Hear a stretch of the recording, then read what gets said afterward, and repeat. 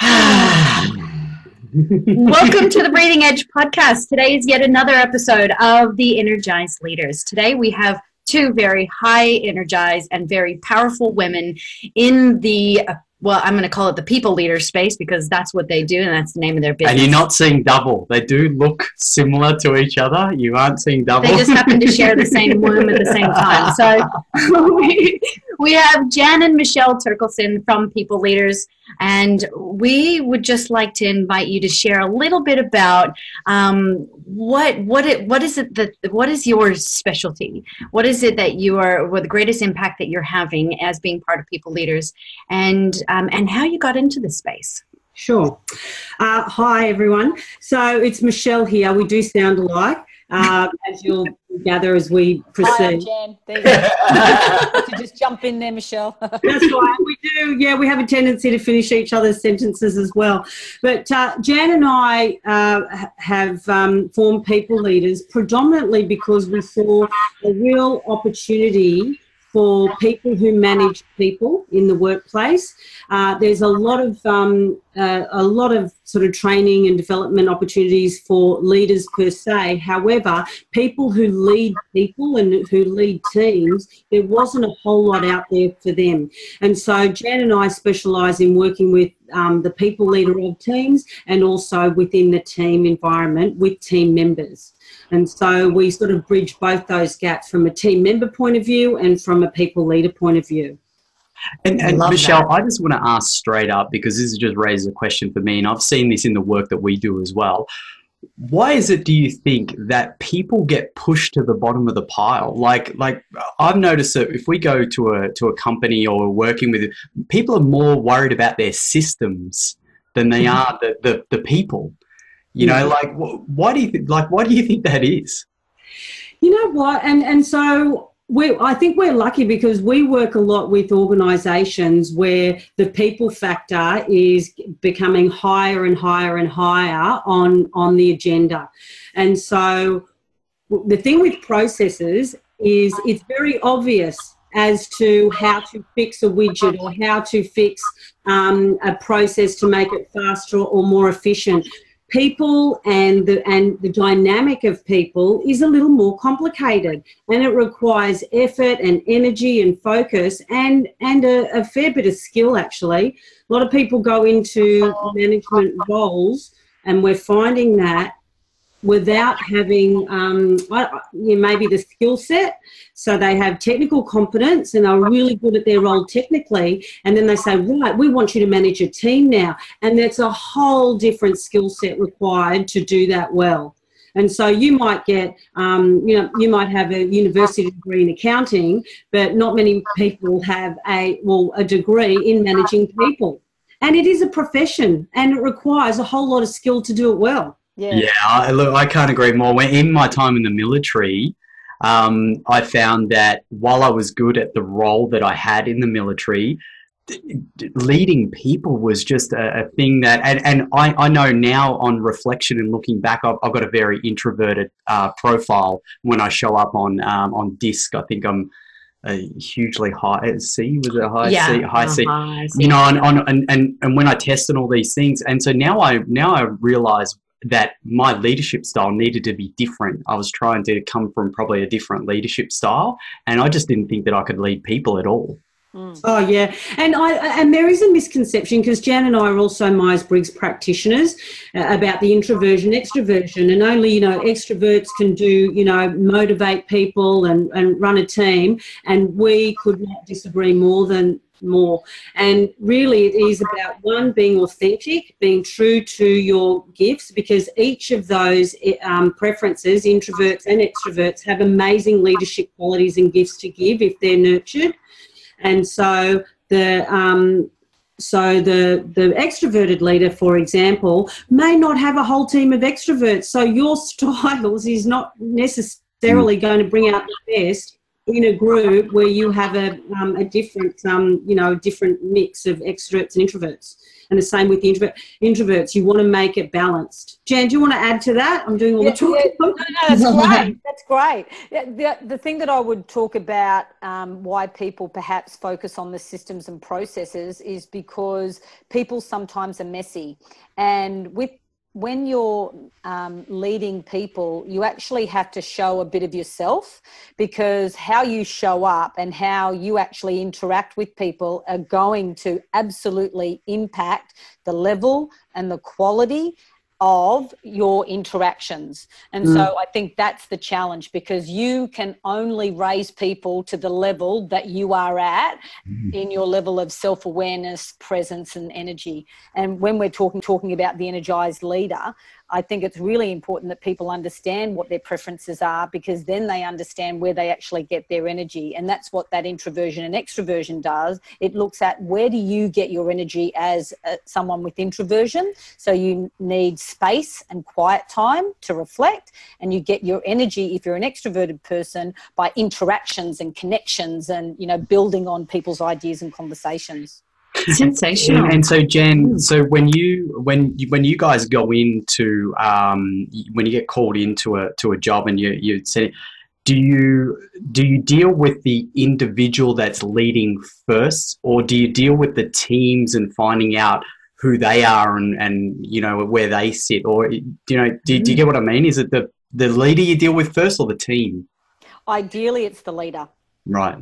Because they are the one who set the bar, who are the role model, who actually have more impact on the people that they're leading and they're delegating with. However, it's not always the case that we have that opportunity. Sometimes we are called for a day session. However, we usually connect with the leader first and go through a series of questions so we can get a sense of their own level of self-awareness, their level of, skin in the game, and how important their people are and the impact that they want to create. Michelle, did you want to? Yeah, I was going to say it's the leader that has the single biggest impact on the culture of the team. And so that's why we always start with the leader. And by starting with the leader, it's gathering context and information, but also it is about them starting with themselves, understanding themselves, getting a degree of self-awareness, because just because you're labelled the leader of the team doesn't mean to say you have leadership. It's just that you have that positional role. And it is about how do I start, stepping into actually being a leader. It's actually, you have to lead yourself first. You have to understand your strengths, your potential blind spots, and be willing to make some changes, because you may be the problem. I have a question. So do I. How do you? I'm going to go first. So how do you know, or how does a leader know when it's time to call you? What sort of issues or problems are they dealing with where they go, hey, Jen and Michelle, I need help? Okay, so it's off the back of a couple of things. They might have done a survey where the engagement level of the team is showing that people are disengaged. They wouldn't recommend their organisation to other people. They've been given feedback from their stakeholders. So feedback is one area. Michelle, did you want to jump in? Yeah, the other thing is that you look around and it feels like a toxic environment, or it feels dysfunctional, which is funny because I had a phone call yesterday from a potential client saying, the environment here is toxic at the moment and I need some help. And so that's when they call us in. You can tell. Yeah, but when it impacts them. That's right. When it impacts them, that's when they do something about it. When I've got kind of like a heart attack, I'm going to take care of my heart. You know what I mean? When my relationships are disintegrating, I better focus on my relationships. So it's when it impacts them, so their reputation, their team's reputation, their stress levels, conflict with two people in the team. It's like, maybe I need to focus on the people side. So yeah. Do you ever have leaders come to you that are doing it pre this sort of stuff happening? Do you ever have anyone that calibrates, that goes, hey, look, you understand, because, like for me, I know that becoming more self-aware, and I want to get back to self-awareness with that, but becoming more self-aware, I've got this thing where I know I'm being a dickhead, right? Like I know when I'm doing that, because I'm aware enough. But do you have, I mean, is there anything that prompts people, or do you have people that come to you at that level that go, oh shit, I might just get someone in just to check, just to do some checks and balances and to see whether we need, you know, where we can keep it on the rails sort of thing? Yes. Isn't it funny, because the best leaders bring us in when they don't have to, when it's not at that really bad level. That's when you know that there's, you know, they're going to do well, because they're already thinking about it. They've tried one or two things, not quite sure, just testing it out. That's when you know that there's a lot of potential there. Jan, did you want to add anything? Shane, to your comment, I led a workshop a couple of months ago, and the leader said, I know that I am talking too much. However, I just want to get it out. But then when we actually started to unravel the impact that that was having on each and every team member, that they actually couldn't contribute to the level that they wanted to, that they were feeling that their contributions really weren't being met. And so their energy levels and their inclination to, you know, like bring their whole selves to work was diminishing. That's when she realized the impact of that awareness. So you might have awareness. That's the first step. The second and third is, you know, acceptance of that, and then understanding the impact of your behavior on others. And then when you can actually understand the impact and then do something about, that's when real change happens in a team. Wow. And so going back to the second part, what for you guys, what do you see as, say, for someone listening right now, what are 3 top things that they can do to increase their awareness? Reflect.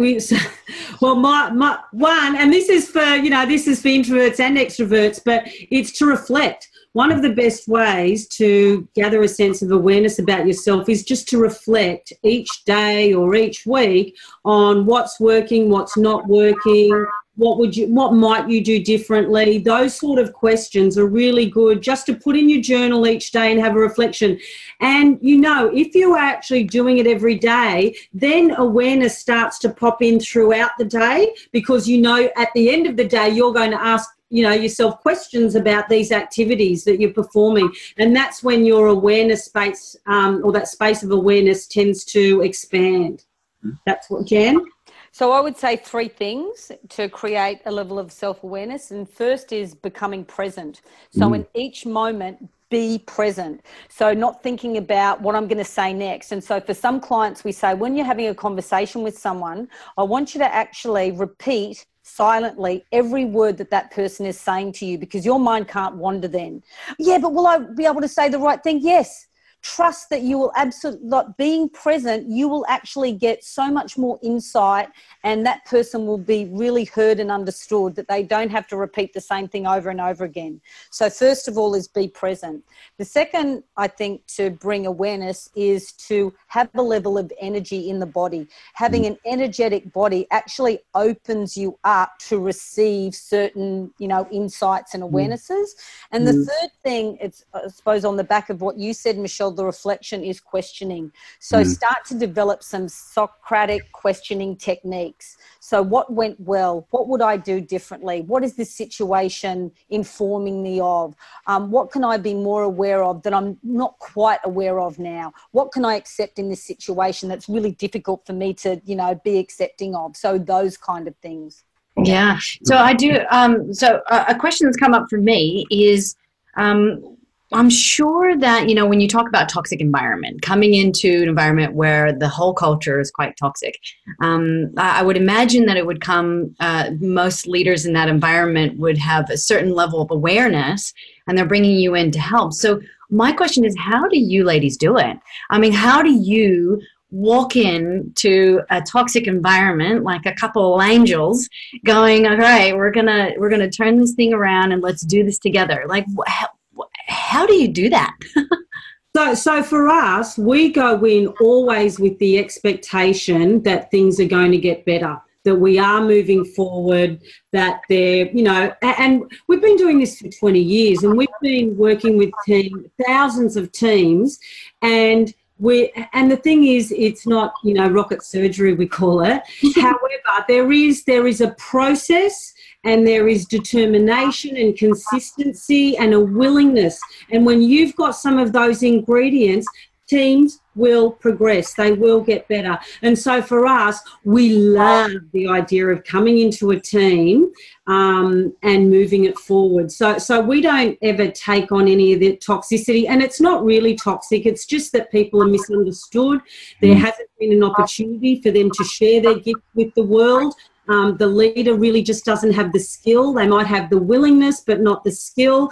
And so, like, there's nobody bad in these scenarios. There's just a lot of misunderstanding. And one of the first things that we do is help them create clarity and give them a process in order to move forward. Jan, do you want to step in? Yeah, I think that's absolutely spot on.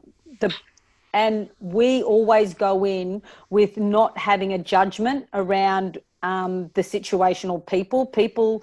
We have this assumption that people are coming to work to do their best. They don't come to work to do their absolute worst. And we want to set up an environment that allows them to do that.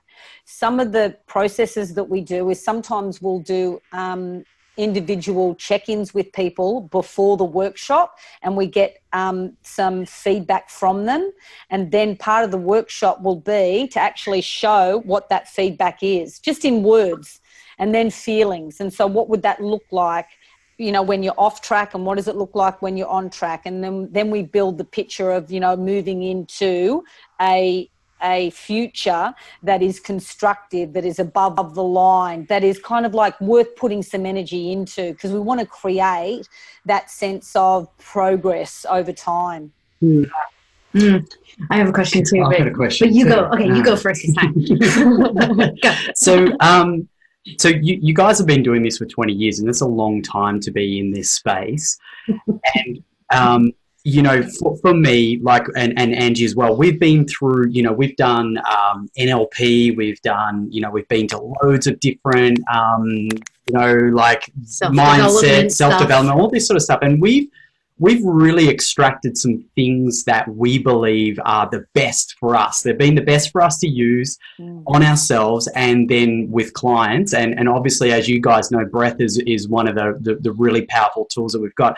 What is it for you guys? Out of all the stuff that you've experienced, what are the top 3 things that the tools, or if you could speak to 3 top tools, but what are the top 3 things that you use on a consistent basis when you go in and you do, you know, the interventions, I guess? I think one of the things is so this is for people when we're actually doing a team environment. Is that what you're talking about? Yeah. What do you use the most when you're on the field? Okay, so we usually use a platform around self-awareness. So we use a tool called the Myers-Briggs or the LSI. So these are tools that help people understand their preferences, where they get their energy from, their decision-making, their communication styles. So we use that as a platform because it always starts with self. So am I aware of myself? So that's one of the tools that we use. Another tool we use is an LSI, which is a 360 feedback. And we also have tools that we use to actually get feedback from other people in a coaching environment, where we'll do a triad session. So with the person, their manager, and myself. So we'll do a coaching session based on some feedback questions. So definitely we use those kind of psychometric feedback tools. Michelle, did you want to share something? Well, I'm just thinking every team that I mean, Jan and I are the toolkit queens. And so over 20 years, we have developed a pretty extensive toolkit. And whilst the Myers-Briggs and the psychometric ones absolutely are ones that we draw on very regularly, depending on the team and the issue that they have will determine which tool is appropriate. However, there is something around, and this goes to understanding self and others, is understanding people's values, and also the team coming together and developing a team or behavioural charter about, how will we interact with each other? What does, good communication look like? Some of the, and that has been a tool that we use often, actually, in a team environment. For some teams more so than others, whether you're a small team of 5 people or a team of 50 people, it is such a valuable tool that we use. But yeah, again, it depends where that team is. Is it dysfunctional? Is it coping? Is it managing? Or is it high performing? Will determine which tool is the most appropriate. Cool. Oh, brilliant. Now, my question that I had was around, you mentioned something just at the start, and that really piqued my interest. I think, Jen, you said around show yourself. And what I'm starting to see a lot of is that the more people show themselves, or the more vulnerable they are, the better connected they are to people. And I just want to see from your experience, how often do you see leaders showing themselves and getting vulnerable? And can we also qualify vulnerable? Because I think a lot of people have a bit of a mixed message around vulnerable. So give us your definition of vulnerable as well. Yeah, my definition is authentic, being who you are. Like, so if my husband was in the room and my daughter was in the room and people that I know were in the room, they would go, yeah, that's Jan. You know what I mean? Because we're multifaceted. Sometimes we're more sensitive. Sometimes we're more focused. And for me, it's just, being authentic. Mm-hmm. Yeah, and in a team environment, it is when leaders are vulnerable, I have seen some amazing shifts occur. And vulnerability in a leadership perspective is when the leader says, look, I know things aren't working, and I know that I am partly responsible for this, and I'm willing to make some changes. Like when you hear those sort of words from a leader, because there is that vulnerability there. Because I think, and we have worked with a lot of people that think that is not a good sign to show that. Yeah, they need to know everything. Yeah, that's right. Yeah. But I have seen some amazing shifts occur, we both have, in teams where the leader has exposed themselves. And that's another sort of element to vulnerability, I think.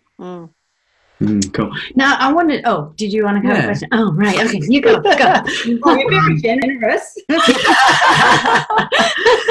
Now you guys have we've just talked about, you come in, you're helping people, you're guiding people through, you probably witness a lot of bad behavior from people that I would imagine you see.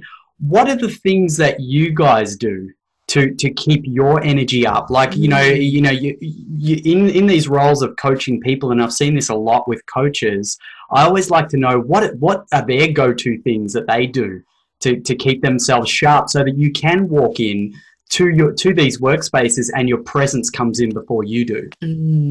Okay, so definitely for Jan and I, it is about mind, body, spirit, self-work. And Jan and I have a morning practice. Jan has her own morning practice. I have my own morning practice. We meditate. We are yoga people, and Jan is a boot camp person as well, and she swims the bay. And so it's looking after our physical well-being and our mental well-being and our emotional states. And when we are at our best, we do our best, we find. And so every day and over the years, we have developed a habit of getting ourselves to be the best that we can each day. Cool. Beautiful. Jen, anything to add to that? So definitely meditation. We practice a form of transcendental meditation, but we've also, at the moment, we've got a month challenge that Michelle, myself, and a couple of other people, we've got an app that every morning and every evening we're doing a meditation by this man called Dr. Joe Dispenza that we went and saw in Sydney. And for us, it's just setting ourselves up mini opportunities to expand ourselves. So whether or not it's, so this month it's meditating morning and evening. The other things that we do sometimes is we do gratitude reflections. So for a month period, we'll write down things that we're grateful for. And even though people have heard these things, it's when people move into action that action will meet them as well. And when you do that, that's when things start to change.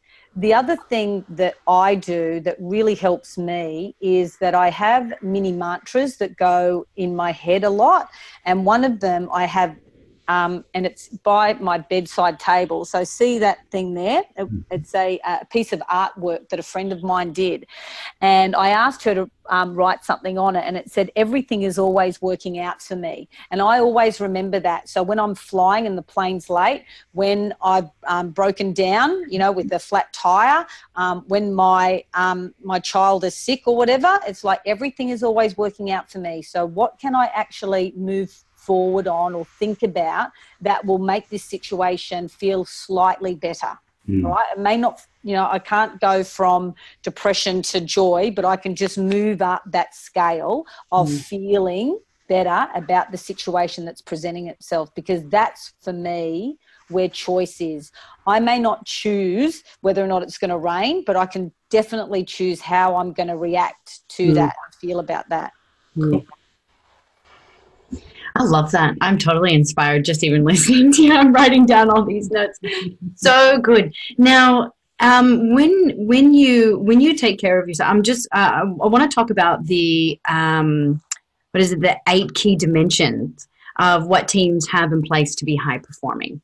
I think it'd be well worth just kind of touching on that. And can you also speak to, I heard you before go through some levels of performance for teams. Can you just talk about that as well?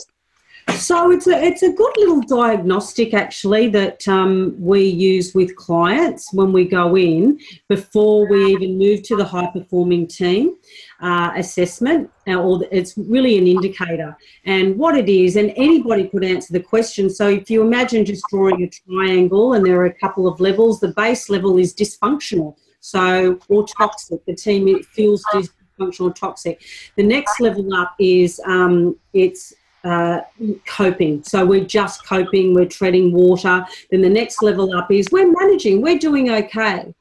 And then the next level is high performing, a high performing team.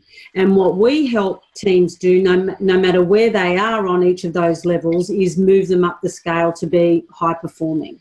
Because that's what everybody, and once you reach high performance, it's like anything. In order for a high performance athlete to stay at that level, they need to keep doing things because the world changes around them.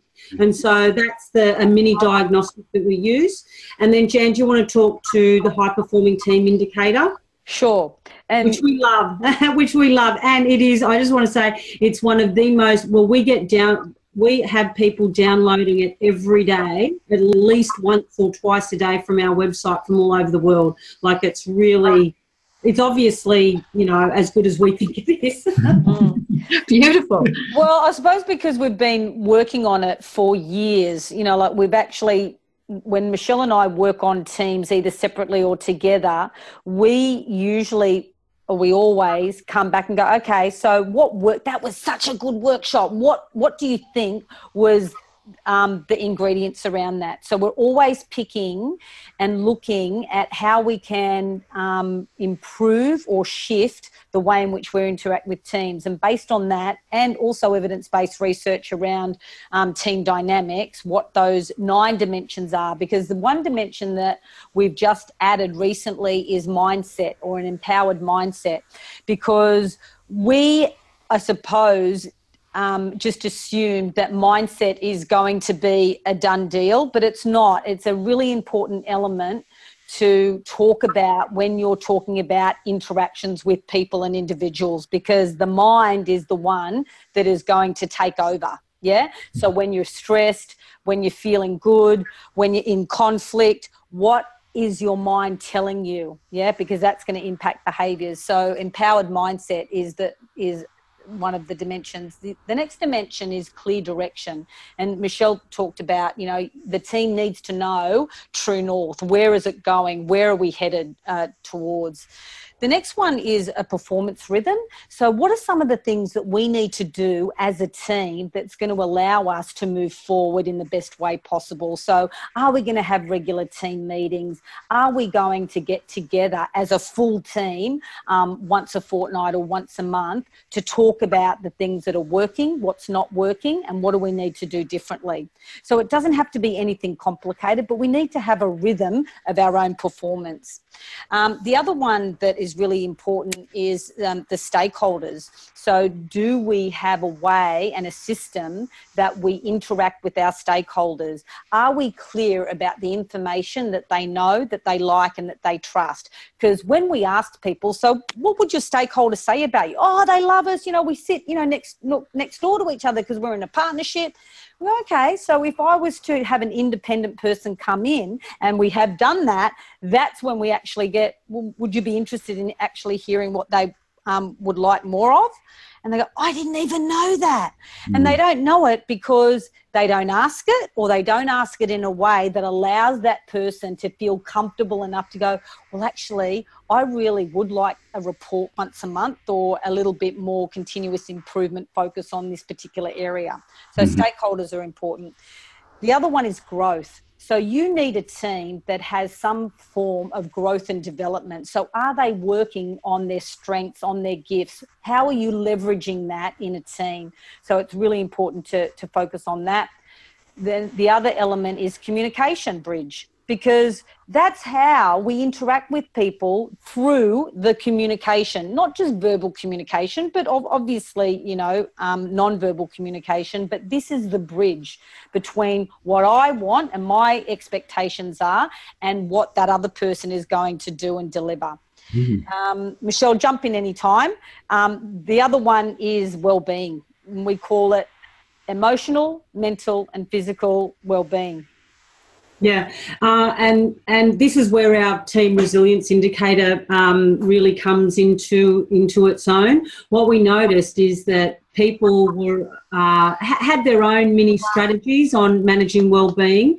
However, what we did is that we created an indicator that the whole team could fill out and determine where they were in terms of resilience and well-being, and therefore what are some team-based strategies that they could adopt. And so that's a big part of our resilience and wellbeing. And give me an example. So an example could be at the beginning of each, team meeting, where you might read through the agenda. You actually have a check-in, and we're going to check in around the table around energy levels, 1 to 10. And if I'm hearing a lot of 4s, that's a red flag. And one of the people that we were working with, it was a construction company, and they were on the oil rigs. And these are, you know, like really heavy duty guys working on the oil rigs. And he would have morning sessions, toolbox sessions. And the question that he would ask is, I want us to go around and tell me what you appreciate about your life. And that was his check-in question. So really and the reason why he did that is because he wanted people to be safe on the job. And if they knew that they appreciated their kids and their family, they aren't going to take shortcuts on that rig. So they're just that was great. That you can use. Well, that is sensational. I'm really inspired by the work that you're doing. I think that you're not only turning around teams, but you're turning around individuals in a team environment. So I think that that's absolutely beautiful. And I wanted to ask, or did you have another question? I'm just being mindful we're of going to time be mindful of time. What I wanted to complete on is, I know you guys mentioned that you have the meditation in the morning, but for both of you, what are 2 other things that you guys personally do as energized leaders that move the needle the most for you?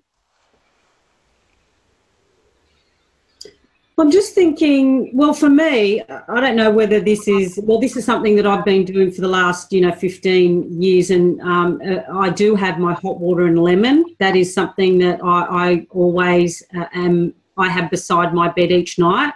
And I also try and get outside every single day. So even if I'm in a workshop, so what I will do, and I know Jan does this as well, if we're running a workshop inside all day, we will have at least one activity where we go outside as a group and we pair up and we'll do an activity that's outdoors. I think that's such an important element of maintaining a sense of well-being and getting some fresh air.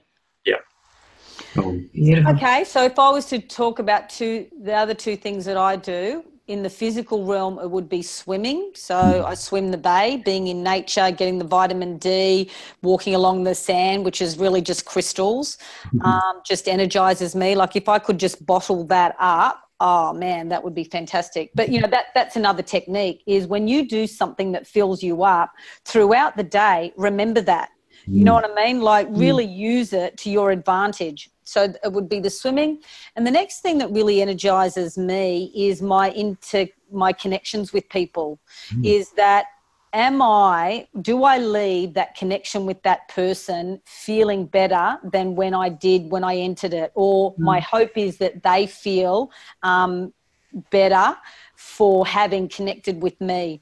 For me, that's the gift. Like if I can do that for people, even just walking along, the street, if I smile at someone and they smile back, or even if they don't smile, I'm actually just giving out energy anyway, independent of whether or not it comes back.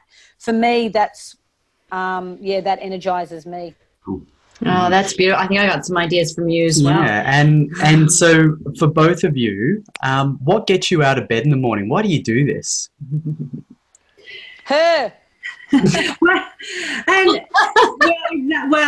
Thank you, Jan, because I feel the same. I mean, I love when we're not running a workshop, coming in, getting on Zoom and saying, right, today, let's have a look at our Trello board. We've got to do this. And it's just like we are the ultimate team, aren't we, Jan? We've been a team forever. And what's funny is that we went our own separate ways for a very long time. And it's only in recent years that we've come together to form People Leaders. Even though we've always been interested in people leadership and team development, we're doing it as a team now. And so I love that. And the thing is, we don't need to be energized to get out of bed because we're really enjoying what we're doing. It just feels like, I wouldn't want to do anything else. Beautiful. So that case in point, being able to wake up and be in your flow already because you've chosen to set yourself up for that. Jan, what gets you out of bed in the morning? Why do you do this? Because it just feels good.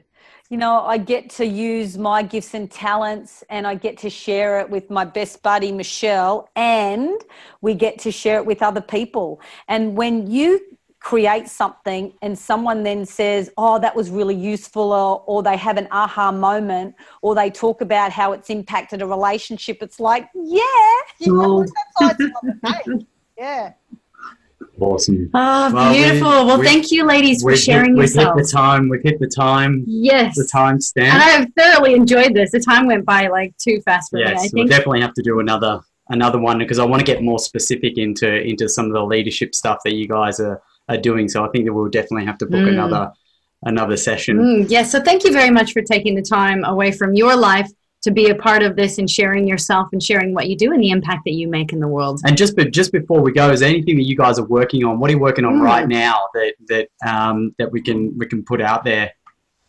Well, we're actually digitizing our high-performing team indicator. So we're going to have that in a format where people can do it online, their teams can do it online. They generate a report with their strategies and they can move forward on it. Wow, okay. And so if people wanted to reach out to you guys, and we can just add would it just be your website's the best place, or social, either of those? Cool. Yeah, our website.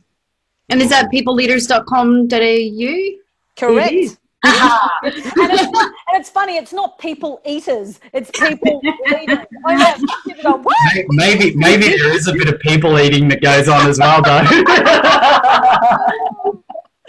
Great. Well, thank you, Jen and Michelle from People Leaders. That's great. Thank you. Enjoy the rest of your day. Thank you. Bye. Bye.